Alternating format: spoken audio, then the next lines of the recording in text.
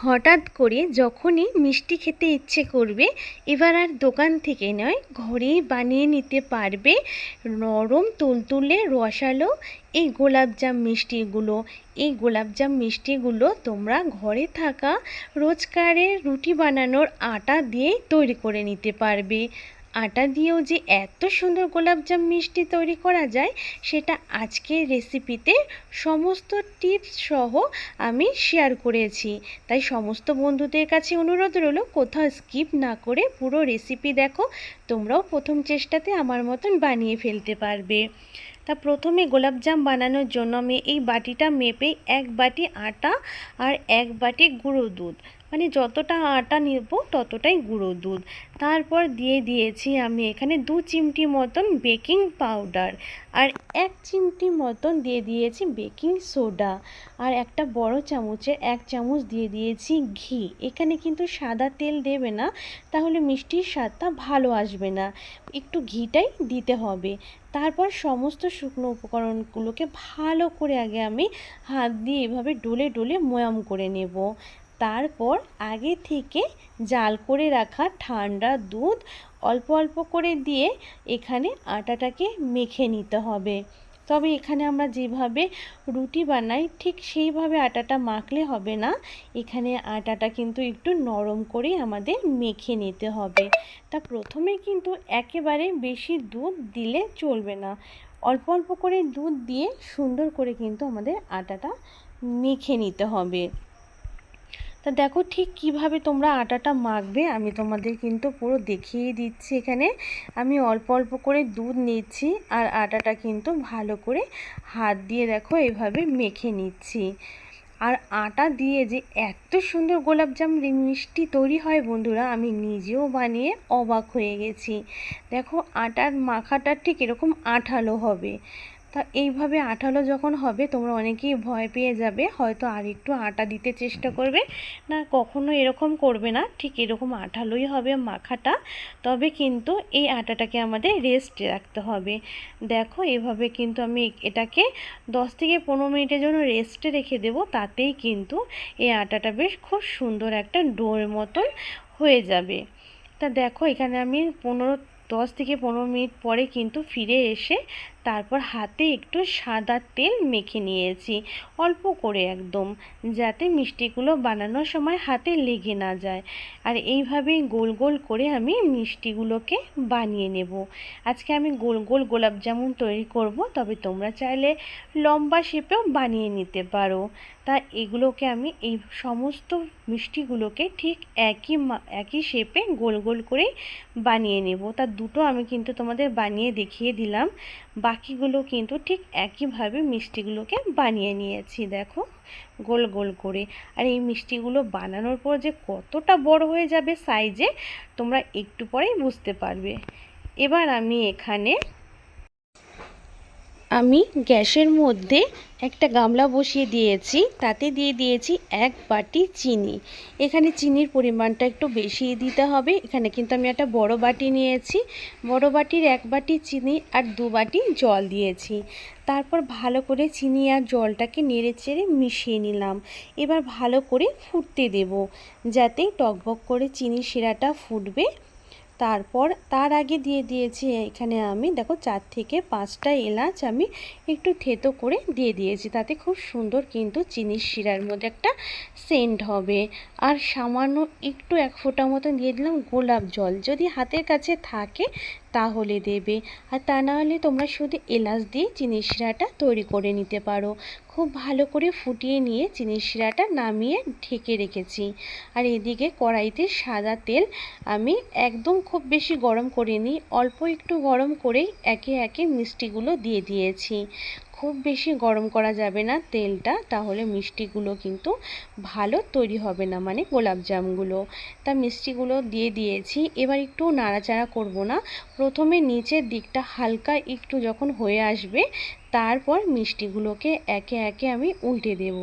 দেখো নিচের দিকটা কিন্তু খুব সুন্দর একটু কালার ধরেছে। তারপরে কিন্তু আমি মিষ্টিগুলোকে একে একে উল্টে দিচ্ছি। এইভাবে কিন্তু আমি মিষ্টিগুলোকে একদম লো ফ্লেমে ভালো করে ভেজে নেব। লো ফ্লেমে ভাজলে কি হবে, মিষ্টিগুলো ভেতর পর্যন্ত খুব সুন্দর কিন্তু ভাজা হবে, মানে ভেতরটা খুব সুন্দর সেদ্ধ হবে। আর যখন আমরা চিনি শিরাতে দেব, মিষ্টিটা খুব সুন্দর চিনি শিরাটা কিন্তু মিষ্টির মধ্যে ঢুকবে আর মিষ্টিটা খুব সুন্দর নরম আর তুলতুলে হবে। এর জন্য আমি হাতে সময় নিয়ে একদম লো ফ্লেমে মিষ্টিগুলোকে সুন্দর করে রং ধরিয়ে কিন্তু ভেজে নেব। এখানে কিন্তু তাড়াহুড়ো করলে চলবে না, হয়তো হাই হিটে বাড়িয়ে দিয়ে মিষ্টিগুলোকে তাড়াতাড়ি ভেজে নেওয়া যায়, কিন্তু সেইভাবে যদি ভাজা হয় মিষ্টির ভেতর পর্যন্ত ঠিকঠাক সেদ্ধ হবে না। আর চিনি শিরাতে পড়লেও কিন্তু এই চিনি শিরাটা মিষ্টির ভেতর পর্যন্ত পৌঁছাবে না, পরে ওপরটা একটু নরম হলেও ভেতরটা কিন্তু একটু জালি ভাবও আসবে না আর শক্ত থেকে যাবে। তাই এগুলোকে কিন্তু লো ফ্লেমে সময় নিয়ে ভালো করে এইভাবে সুন্দর করে রং ধরিয়ে কিন্তু ভেজে নিতে হবে। আস্তে আস্তে কিন্তু মিষ্টির কালারগুলো খুব সুন্দর চেঞ্জ হয়ে যাচ্ছে আর কত সুন্দর একটা রং ধরেছে। মিষ্টিগুলো ভাজা হয়ে গেছে, এবার আমি তেল থেকে মিষ্টিগুলোকে তুলে নিচ্ছি। এইভাবে তেল ছেঁকে ভালো করে মিষ্টিগুলোকে তুলে নেব। তোমরা চাইলে আরও গাঢ় রঙও করে ভেজে নিতে পারো, সেটা নিজেদের পছন্দ অনুযায়ী তোমরা গোলাপজাম মিষ্টির কালারটা কতটা মানে কীরকম রাখতে চাও। তা দেখো আমি এইরকম করেই রেখেছি কালারটা। তা দেখো এক ব্যাচ মিষ্টি আমার ভাজা হয়ে গেছে, আরও কয়েকটা মিষ্টি ভাজা বাকি আছে, সেগুলোকেও কিন্তু আমি একইভাবে লো ফ্লেমে কিন্তু মিষ্টিগুলোকে ভেজে নেব।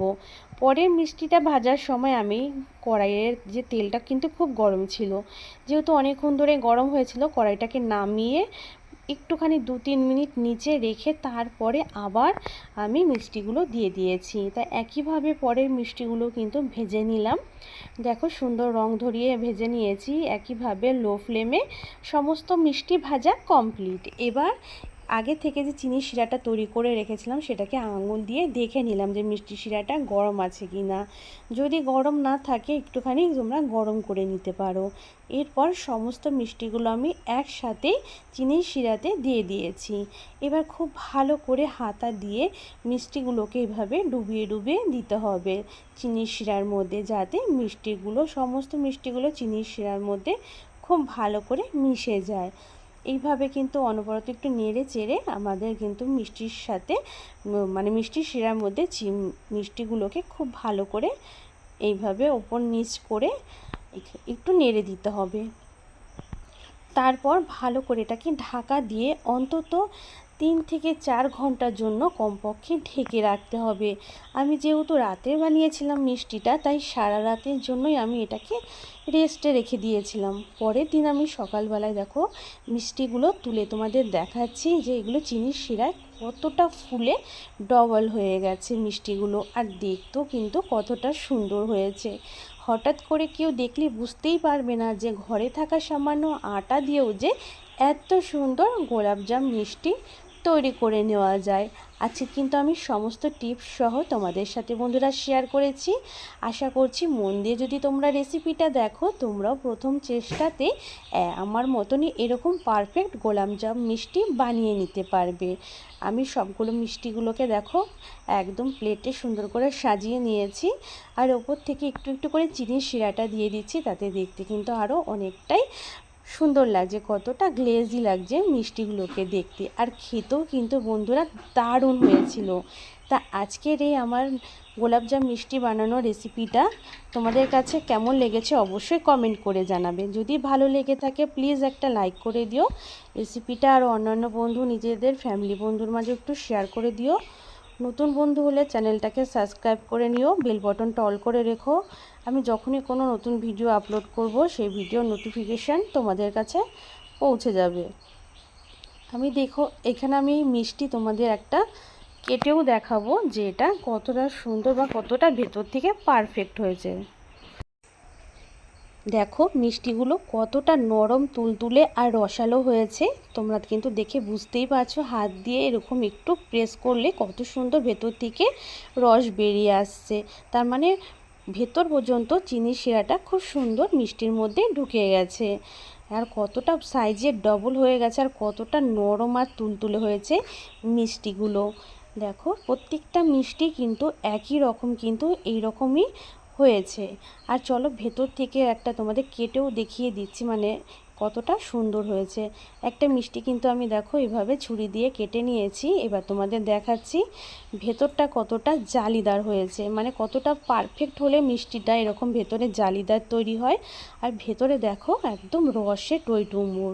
তা দেখো, আশা করছি তোমাদের কাছে নিশ্চয়ই ভালো লাগবে রেসিপিটা। অবশ্যই তোমরা বাড়িতে বানিয়ে খেও আর আমাকে কমেন্ট করে জানিও। আজ তাহলে এই পর্যন্তই, আরও অন্যান্য নতুন ভিডিও বা রেসিপি নিয়ে তোমাদের সামনে হাজির হয়ে যাব। খুব ভালো থেকো বন্ধুরা, বাই।